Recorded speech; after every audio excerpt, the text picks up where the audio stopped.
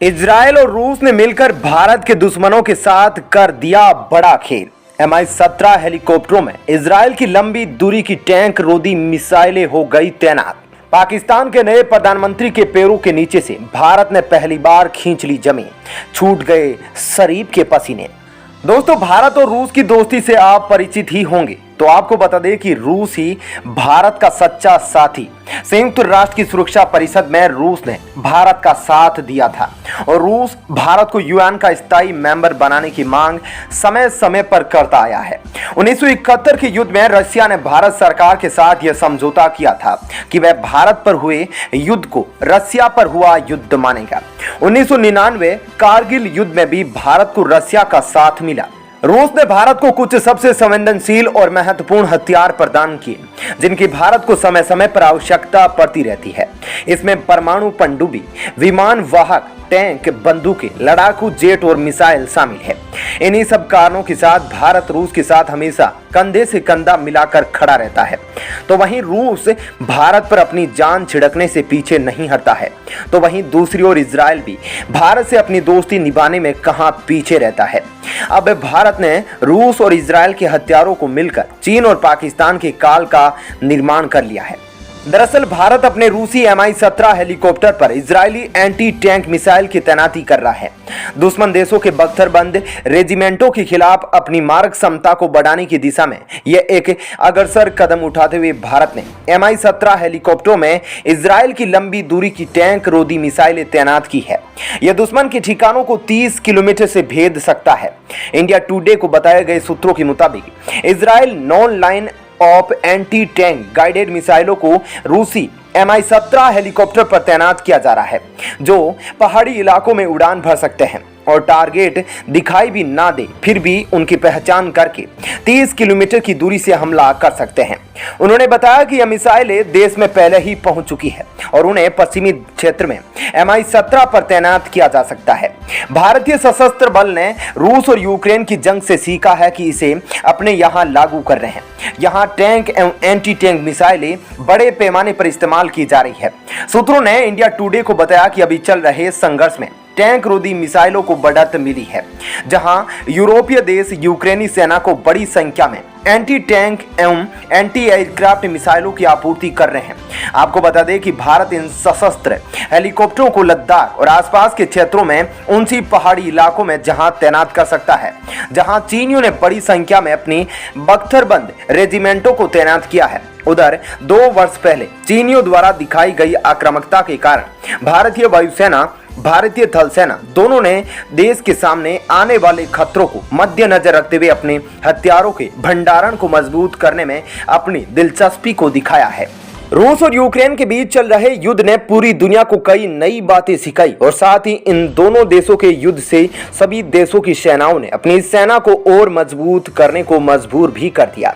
अगर हम युद्ध के स्तर की बात करें तो यह देखने को मिला है कि इस युद्ध में एंटी टैंक गाइडेड मिसाइल का एक बहुत बड़ा रोल है और इसमें सबक लेते हुए भारतीय सेना ने एक बड़ा कदम उठाया है। भारतीय वायुसेना का यह कदम हवाई सीमा को सुरक्षित रखने के साथ ही दुश्मनों को यह चेतावनी भारतीय सेना की तरफ से है कि भारत की तरफ यदि कोई आंख उठाकर देखने की हिमाकत भी किया तो भारत के दो दोस्त यानी रूस और इजराइल उन्हें तबाह करने में जरा सा भी समय नहीं लगाएंगे।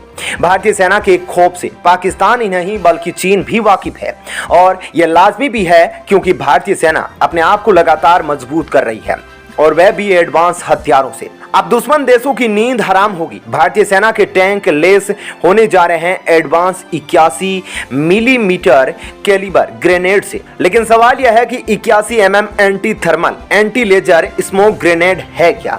इसके आने से आतंकियों और दुश्मन देश के हुक्मरानों की नींद क्यों उड़ी हुई है? क्या दुश्मन धुएं में ही मार गिराए जाएंगे? तो आपको बता दें, भारतीय सेना के इस रक्षक को रक्षा अनुसंधान संगठन यानी DRDO ने उच्च ऊर्जा सामग्री अनुसंधान प्रयोगशाला यानी HEMRL में बनाया है। यह ग्रेनेड कम से कम 40 सेकंड के लिए दुश्मन के टैंक को अस्पष्ट करने के लिए धुएं की एक मोटी परत का उत्सर्जन करता है। यानी कि जब दुश्मनों से मुकाबला होगा तब यह कम समय में यह एक रणनीतिक और बेमिसाल ढाल बन जाएगा। उधर भारतीय सेना के द्वारा इसे अलग अलग इलाकों और अलग अलग तापमान में इसकी प्रभावशीलता को स्थापित करने के लिए व्यापक परीक्षण किए गए हैं। कभी रेगिस्तान में 45 डिग्री सेल्सियस से अधिक तापमान पर, तो कभी उत्तरी सीमावर्ती क्षेत्रों में -15 डिग्री सेल्सियस के तापमान पर इसका परीक्षण किया गया है। दोस्तों, अब आइए आपको बताते हैं भारत ने पाकिस्तान के प्रधानमंत्री के साथ ऐसा क्या कुछ कर दिया है कि उनके पसीने निकलने शुरू हो गए हैं। अभी हाल ही में पाकिस्तान में हुए सत्ता परिवर्तन के बाद नए प्रधानमंत्री के रूप में शहबाज शरीफ ने कार्यभार को संभाला है। अभी उनको पाकिस्तान का प्रधानमंत्री बने 1 महीना भी नहीं हुआ, लेकिन भारत ने उनके पसीने छुड़ा दिए हैं। प्रधानमंत्री बनने के 2 दिन बाद ही उन्होंने प्रेस कॉन्फ्रेंस करके भारत पर गरजने की कोशिश की थी और कश्मीर के मुद्दे को फिर से उछालने का प्रयास किया था। लेकिन अब भारत ने भी पाकिस्तान को दिखा दिया है कि पाकिस्तान जितना भारत से उलझेगा, भारत उतना ही पाकिस्तान को उलझाता जाएगा। लेकिन पाकिस्तान के नए नेवले प्रधानमंत्री शहबाज शरीफ को इस बात का जरा भी इल्म नहीं था कि भारत उनका स्वागत उनके पैरों के तले से जमीन खींचकर करेगा। पाकिस्तान भारत का ऐसा पड़ोसी मुल्क है जो अपनी करतूतों से एक के बाद एक विवाद खड़ा करता जा रहा है। अभी पूरी तरीके से कश्मीर से हटाए गए आर्टिकल 370 का विवाद खत्म नहीं हुआ कि अब पाकिस्तान की ओर से चिनाब नदी से जुड़ा एक नया विवाद हो गया है। जब से पाकिस्तान के नए प्रधानमंत्री की नियुक्ति हुई है, तब से कश्मीर का मामला ठंडे बस्ते में निकल गया है और पाकिस्तान कश्मीर के मुद्दे को हवा देने की तैयारी कर रहा है। दरअसल भारत चिनाब नदी पर अपने जरूरत के हिसाब से ऊर्जा को पूरा करने के लिए एक पुल बना रहा है और अपनी जरूरत पूरी कर रहा है। इसका शिलान्यास करने के लिए भारत के प्रधानमंत्री खुद जम्मू कश्मीर का दौरा किया है। चिनाब नदी पर तकरीबन 5300 करोड़ रुपए की लागत से 850 मेगावाट परियोजना की शुरुआत की गई है और साथ ही आपको बता दें कि उसी नदी पर 4500 करोड़ की लागत से 540 मेगावाट विद्युत परियोजना का भी शुरुआत किया जाएगा। अब भारत के इसी कदम से पाकिस्तान में तौबा तौबा मची हुई है। और पाकिस्तान के नए प्रधानमंत्री शहबाज शरीफ के पसीने छूट रहे हैं।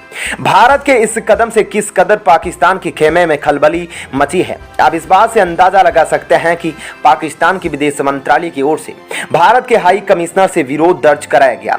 इतना ही नहीं, पाकिस्तान की सरकार की ओर से यह भी कहा गया कि भारत चिनाब नदी पर जो परियोजना शुरू कर रहा है, इसे दोनों देशों में नए विवाद को जन्म होगा। लेकिन भारत असल में जिन इलाकों पर यह कार्य कर रहा है, वे इलाके पूरी तरीके से भारत के हैं और इससे पाकिस्तान का कोई लेना देना नहीं है। इस लिहाज से पाकिस्तान का कहना यह पूरी तरीके से गलत है कि भारत संधि समझौते के विरुद्ध जाकर कोई कार्य कर रहा है।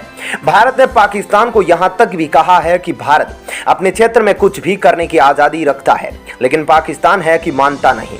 भारत के कार्यों में टांग अड़ाने की इसकी आदत हो गई है। कश्मीर भारत का है और भारत ने जब से आर्टिकल 370 को हटाया है, इससे सबसे ज्यादा कष्ट पाकिस्तान को हुआ और अब ऐसा ही कुछ चिनाब नदी पर हो रहा है। तो दोस्तों, इस वीडियो में इतना ही, लेकिन आप भारत की बढ़ती ताकत से खुश हैं तो वीडियो को लाइक और कमेंट में जय हिंद जरूर लिखिएगा।